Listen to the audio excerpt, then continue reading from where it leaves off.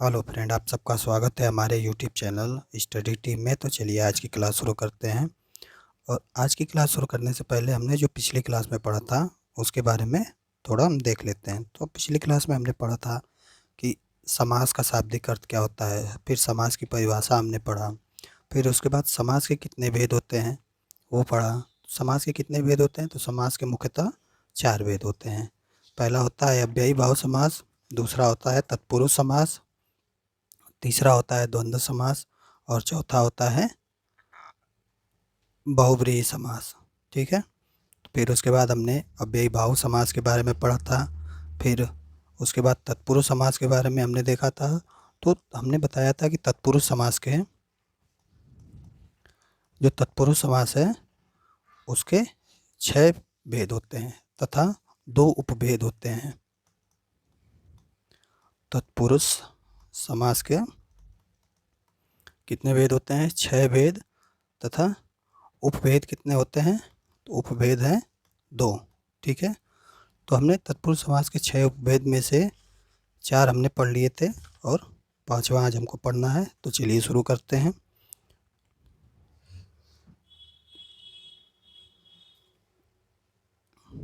तो 5वां क्या है हमारा? 5वां है हमारा संबंध तत्पुरुष। संबंध तत्पुरुष, इसी को हम कहते हैं षष्ठी तत्पुरुष।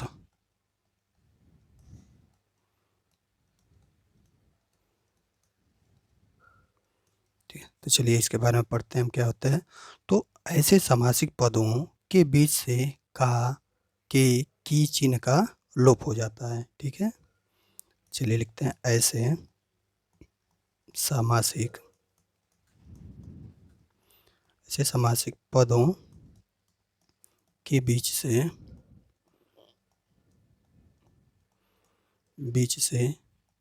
का, के, की चिन्ह का लोप हो जाता है। ठीक है। तो चलिए इसको एग्जाम्पल से समझते हैं। जैसे हमने लिखा राजकन्या, तो राजकन्या का हम समास विग्रह करेंगे तो क्या होगा? राजा की कन्या। तो यहाँ पे क्या आया है? की आया है। तो ये कौन सा तत्पुरुष समास होगा? तो पूछेगा तो ये संबंध तत्पुरुष समास होगा। चलिए दूसरा हम एग्जाम्पल लिखते हैं। दूसरा हमने लिखा श्रमदान। ठीक है। तो इसका समास विग्रह करेंगे तो क्या होगा? श्रम का दान। ठीक है। यहाँ क्या आया है? का। तो यहाँ क्या हो जाएगा? यहाँ हो जाएगा हमारा संबंध तत्पुरुष। ठीक है। तो ये हो गया हमारा संबंध तत्पुरुष। चलिए अगला देखते हैं हम। अगला है हमारा 6 नंबर अधिकरण तत्पुरुष। अधिकरण तत्पुरुष। ठीक है। इसी को हम कहते हैं सप्तमी तत्पुरुष।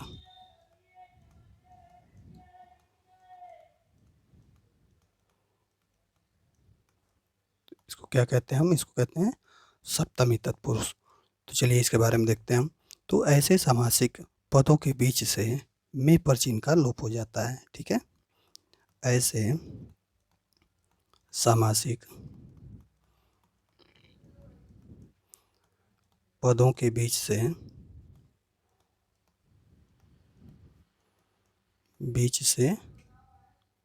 क्या होता है? में पर चिन्ह का लोप हो जाता है। चिन्ह का लोप हो जाता है। ठीक है। तो अधिकरण तत्पुरुष में क्या होता है कि जो समासिक पद हैं उसके बीच से में और पर चिन्ह का लोप हो जाता है। तो चलिए जैसे देखते हैं हम तो अच्छे से समझ में आएगा। जैसे हमने लिखा कि पुरुषोत्तम।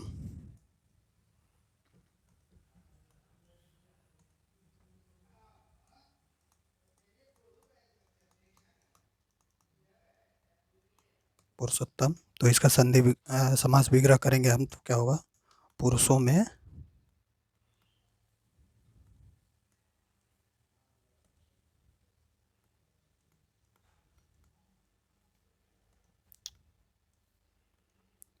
क्या होगा, पुरुषों में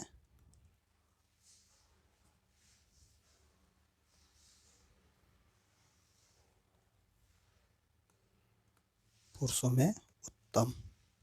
ठीक है, तो यहाँ क्या है, यहाँ पे म आया है, तो यहाँ क्या हो जाएगा, यहाँ हो जाएगा अधिकरण तत्पुरुष।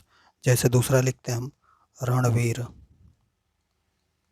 ठीक है, तो इसका क्या हो जाएगा, रण में वीर। ठीक है, तो यहाँ क्या हो गया, यहाँ हो जाएगा हमारा अधिकरण तत्पुरुष। तो चलिए, अब जो तत्पुरुष समास था उसके जो 6 भेद थे वो कंप्लीट हो गए। अब देखते हैं हम तत्पुरुष समास के जो उपभेद हैं उनको पढ़ते हैं हम। तो तत्पुरुष समास के उपभेद कौन से हैं, तो पहला है कर्मधारय समास,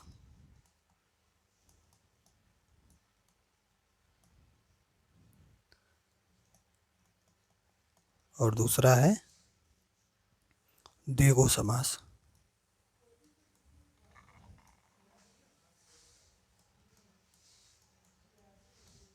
ठीक है, तो चलिए बारी बारी से इनके बारे में पढ़ते हैं हम। पहले हम पढ़ेंगे कर्मधारय समास।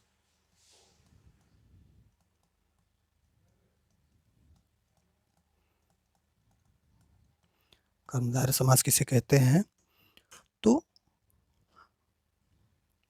कर्मधारय समास का जो दूसरा पद क्या होता है, प्रधान होता है, तथा पहला पद गौड़ होता है। ठीक है, तो इसमें हम लिखते हैं कि इसका दूसरा पद प्रधान तथा पहला पद क्या होता है, गौड़ होता है।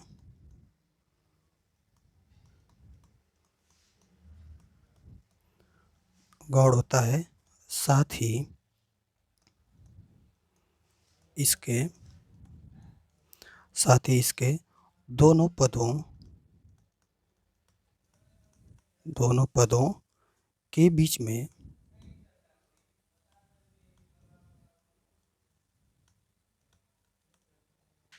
पदों के बीच में उपमान, उपमेय।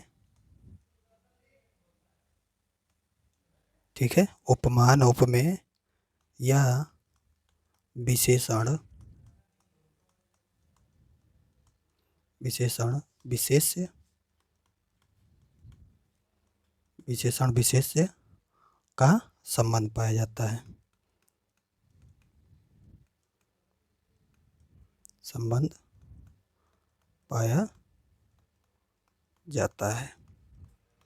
ठीक है, तो कर्मधारय समास किसे कहते हैं, तो इसका दूसरा पद प्रधान तथा पहला पद गौड़ होता है, साथ ही इसके दोनों पदों के बीच में उपमान, उपमेय या विशेषण विशेष्य का संबंध पाया जाता है। ठीक है, चलिए इसको हम एग्जाम्पल से समझते हैं। तो जैसे हमने लिखा पीताम्बर। ठीक है, तो इसको हम समास विग्रह करेंगे तो क्या होगा, पीले रंग का वस्त्र।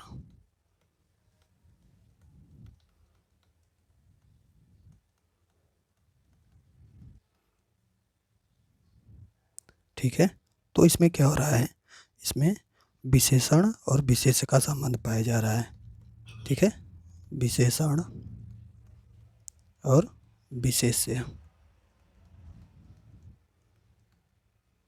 ठीक है, चलिए एक और लिखते हैं हम।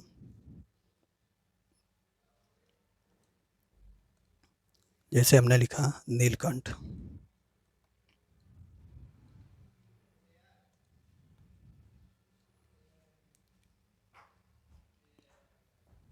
से हमने लिखा नीलकंठ, यहाँ लिख देते हैं हम।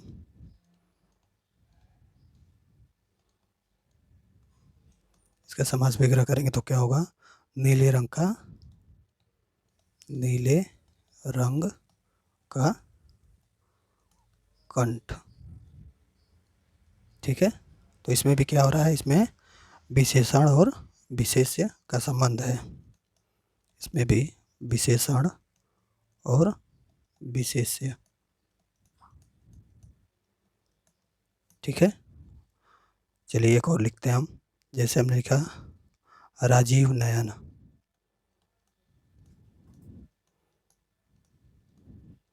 राजीव नयन, इसका हम करेंगे तो क्या होगा, राजीव के समान नयन।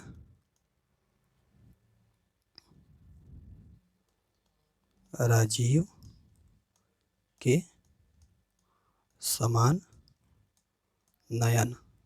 ठीक है, तो इसमें क्या हो रहा है, इसमें उपमान और उपमेय का संबंध है। कैसे, राजीव राजीव राजीव किसे कहा जाता है, राजीव का मतलब है यहाँ पे कमल। ठीक है, तो कमल के समान नयन, यानी इसमें क्या हो रहा है, उपमान और उपमेय क्या संबंध है। ठीक है, तो ये हो गया हमारा कर्मधारय समास। चलिए अगला देखते हैं हम। अगला है हमारा द्विगु समास। द्विगु समास। ठीक है, तो द्विगु समास किसे कहते हैं, जिस समासिक शब्द का पूर्व पद संख्यावाची विशेषण हो उसे हम द्विगु समास कहते हैं। ठीक है, चलिए लिखते हैं हम। जिस सामासिक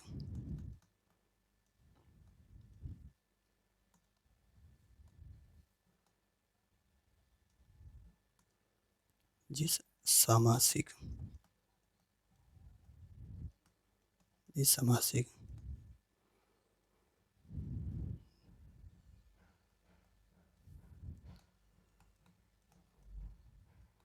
शब्द का पूर्व पद क्या हो, संख्यावाची हो, उसे हम क्या कहेंगे, उसे हम द्विगु समास कहते हैं। ठीक है, जिस सामासिक शब्द का पूर्व पद क्या हो, संख्यावाची हो, उसे हम सामासिक पद कहते हैं। इसका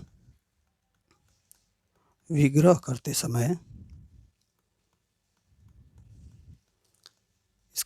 करते समय का समूह या का समाहार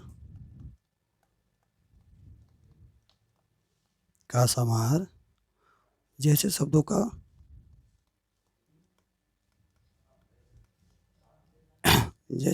का प्रयोग किया जाता है। ठीक है, तो इसका विग्रह करते समय का समूह या का समाहार जैसे शब्दों का प्रयोग किया जाता है। ठीक है, तो चलिए इसके बारे में हम एग्जाम्पल से देखते हैं। तो जैसे हमने लिखा चौराहा। ठीक है, तो इसका समास विग्रह करेंगे तो क्या होगा, चार राहों का समूह। ठीक है, तो यहाँ क्या हो रहा है, का समूह जैसे शब्दों का प्रयोग हुआ है, तो यहाँ क्या हो जाएगा, यहाँ होगा हमारा द्विगु समास। जैसे एक और लिखते हैं हम, दशानन। ठीक है, तो इसका क्या होगा, 10 आननों का समाहार। ठीक है, तो यहाँ क्या है, यहाँ भी हमारा द्विगु समास होगा। ठीक है, तो ये हो गया हमारा तत्पुरुष समास के जो दो उपभेद थे उनको बारे में। चलिए आगे देखते हैं हम, और आगे पढ़ेंगे हम अगला जो हमारा 3 नंबर का समास है, कौन सा होगा, द्वंद्व समास।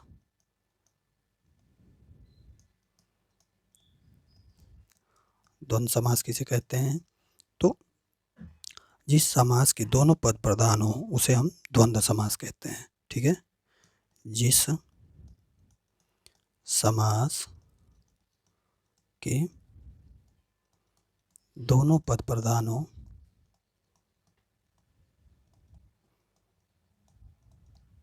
उसे हम क्या कहते हैं? द्वंद्व समास कहते हैं। ठीक है, जिस समास के दोनों पद प्रधान हो उसे हम द्वंद्व समास कहते हैं। इसका विग्रह करते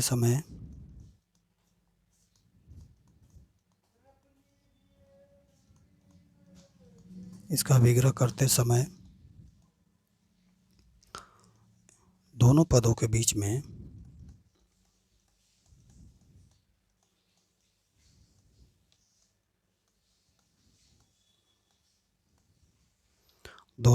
बीच में और अथवा या एवं तथा योजक का प्रयोग किया जाता है।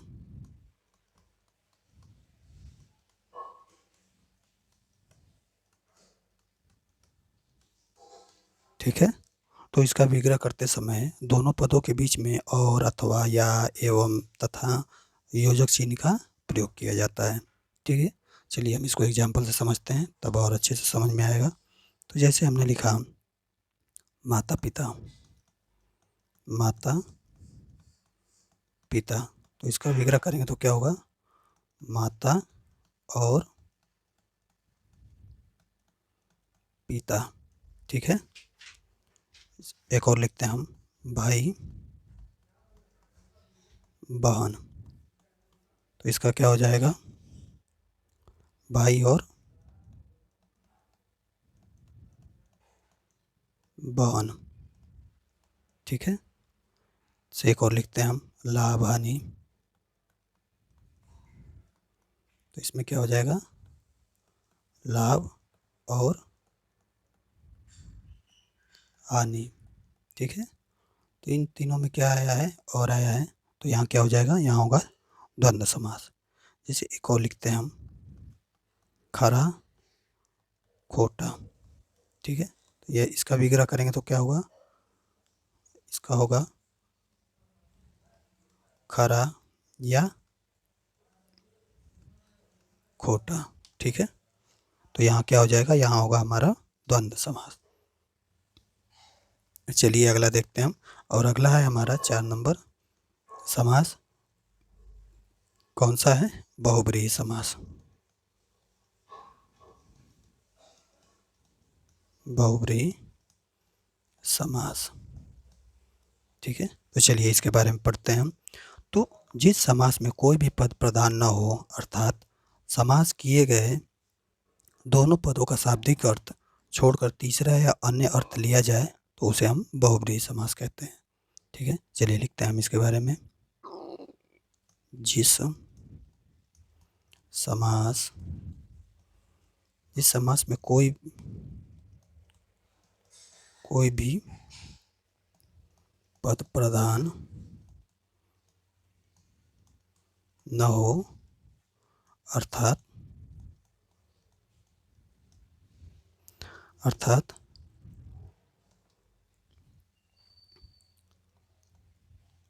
समास किए गए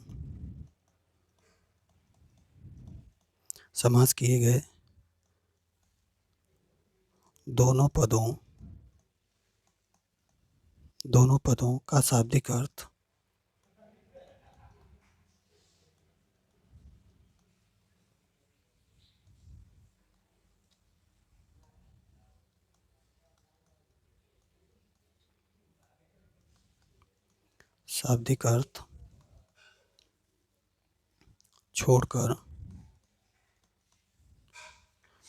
अर्थ छोड़कर तीसरा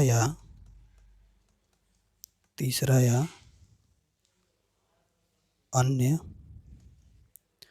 अर्थ लिया जाए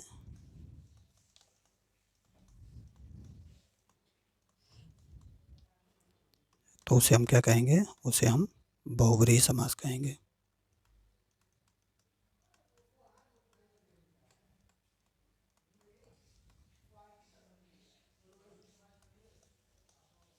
ठीक है, तो उसे हम बहुब्रीहि समास कहते हैं। फिर इसके बाद इसका विग्रह करने पर अंत में वाला, वाली, वाले या जिसका, जिसकी, जिसके जैसे पदों का आगमन होता है। ठीक है, जब बहुब्रीहि समास का हम विग्रह करेंगे तो क्या आएगा, वाला, वाली, वाले या जिसका, जिसकी, जिसके जैसे पदों का आगमन होता है। ठीक है, चलिए लिखते हैं इसको। इसका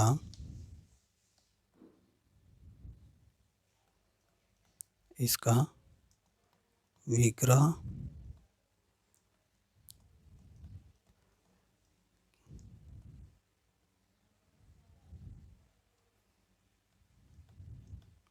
इसका विग्रह करते हैं,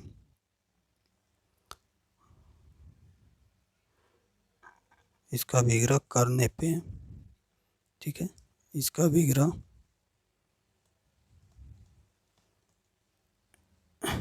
करने पर अंत में वाला, वाली,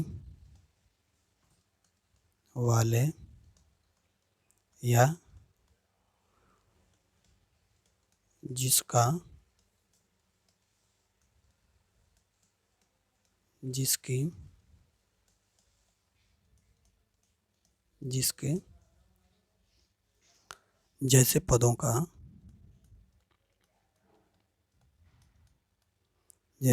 का आगमन होता है। आगमन होता है या आता है। ठीक है, तो ये हो गया हमारा बहुब्रीहि समास। चलिए इसको एग्जाम्पल से समझते हैं तो और अच्छे से समझ में आएगा।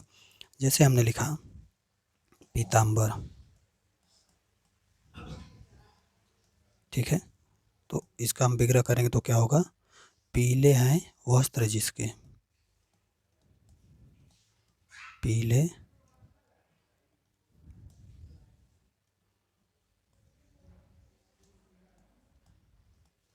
पीले हैं वस्त्र जिसके, अर्थात किसको बताया जा रहा है, श्री कृष्ण को बताया जा रहा है। ठीक है, चलिए एक और लिखते हैं, दशानन,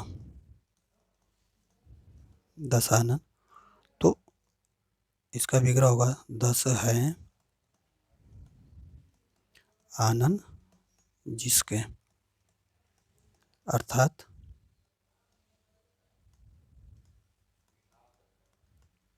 किसको बताया जा रहा है, रावण को। ठीक है, तो इसके बीच में जिसके, जिसके, इनके बीच आया है अंत में, तो क्या हो जाएगा यहाँ पे, यहाँ होगा बहुब्रीहि समास। ठीक है, तो ये हो गया हमारा बहुब्रीहि समास। और आज की इस वीडियो में बस इतना ही। अब समास का चैप्टर ख़त्म हो गया।